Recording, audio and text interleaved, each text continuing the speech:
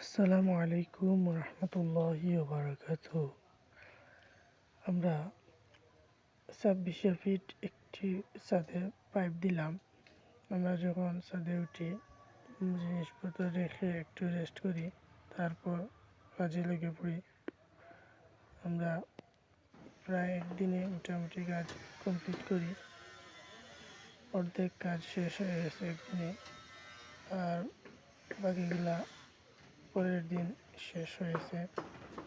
দিন বাড়তির কারণে আমরা 2 দিনে ছাদে পাইপ দিতে হয়েছে।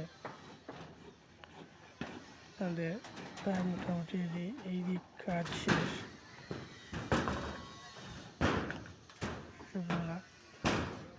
আর বাকি অংশ একটু রয়ে গেছিলো, পরের দিন আমরা দিই।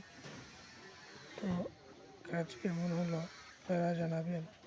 আর নতুন নতুন কাজ এরকম পেতে আপনারা আমার পেজটি ফলো করে আমার পাশে থাকবেন। ইনশাআল্লাহ নতুন নতুন কাজ দেখাইব।